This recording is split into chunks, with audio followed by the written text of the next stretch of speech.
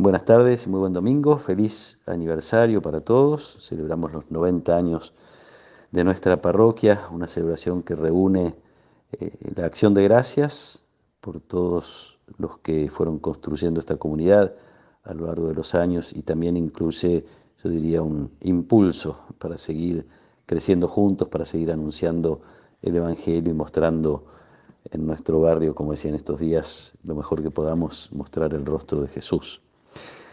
El pasaje que leemos hoy está en el capítulo 12 del Evangelio según San Marcos, dice así: Jesús enseñaba a la multitud: cuídense de los escribas, a quienes les gusta pasearse con largas vestiduras, ser saludados en las plazas y ocupar los primeros asientos en las sinagogas y los banquetes, que devoran los bienes de las viudas y fingen hacer largas oraciones. Estos serán juzgados con más severidad. Jesús se sentó frente a la sala del tesoro del templo y miraba cómo la gente depositaba su limosna. Muchos ricos daban en abundancia. Llegó una viuda de condición humilde y colocó 2 pequeñas monedas de cobre. Entonces él llamó a sus discípulos y les dijo: les aseguro que esta pobre viuda ha puesto más que cualquiera de los otros, porque todos han dado de lo que les sobraba, pero ella de su indigencia dio todo lo que poseía, todo lo que tenía para vivir. Palabra del Señor. El domingo pasado escuchábamos un elogio de Jesús a uno de los escribas que estaba dialogando con él acerca de la ley, de las leyes más importantes. Seguramente recordarán esa reacción de Jesús: no estás lejos del reino de los cielos. Pero ahora aparecen algunas cosas que son críticas de Jesús a los escribas, varias y muy importantes. Habla de la actitud de los escribas en las plazas y en las calles, en las sinagogas y en los banquetes, hablando siempre de una búsqueda de un propio bienestar o de sentirse un poquito superiores a los demás.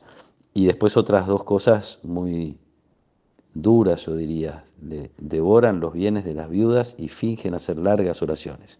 Entonces, 6 cosas que Jesús critica a los escribas, que Marcos las recuerda, no simplemente por recordarlas, sino para advertir a las comunidades siguientes y a nosotros hoy de estas actitudes posibles que pueden como intentar entrar en nuestro corazón. Esto de tener alguna participación un poco más importante en la parroquia o en las prácticas de la fe, que nos puede hacer intentar buscar un propio beneficio de ser reconocidos, ser saludados, ser respetados o sentirnos, como decía, un poquito superiores a los demás.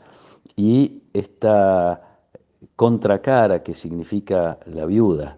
La viuda viene casi como a echar por tierra todas aquellas actitudes con un simple gesto que incluye también ahora no solo a los escribas, sino a los ricos que ponen como ofrenda aquello que les sobra, algo que tristemente uno ve con frecuencia, cuando la caridad se limita a hacer esto de compartir lo que ya no me sirve, lo que en definitiva me está sobrando, compartir sin hacer ningún esfuerzo, compartir sin hacer ninguna renuncia. Contra esta actitud de la viuda que pone en la ofrenda del templo todo lo que tiene, todo lo que tiene para vivir. Es una profunda confianza puesta en Dios y una profunda capacidad de compartir. Una invitación que está frecuente en la palabra de Dios. En la primera lectura de hoy se nos relata el hecho de Elías, que también frente a una viuda pobre, que tiene un hijo a quien tiene que dar de comer y no tiene casi ya con qué, Elías le pide que le comparta también y ella comparte. Termina recibiendo la bendición de Dios. Pero en definitiva se trata de esta confianza puesta en la palabra, en este caso del profeta Elías, en nuestro caso de la palabra de Jesús. La segunda lectura de la carta a los Hebreos hace referencia a la entrega de Jesús. Dice que Jesús entra en el santuario del cielo con su propia sangre, con su propio sacrificio. Entonces nosotros tenemos la invitación recibida, yo diría, del Antiguo Testamento, de toda la palabra de Dios, a ser capaces de compartir y de confiar en Dios, pero tenemos también este plus, yo diría, que es la entrega de Jesús. nosotros nos alimentamos frecuentemente en la Eucaristía de esa entrega.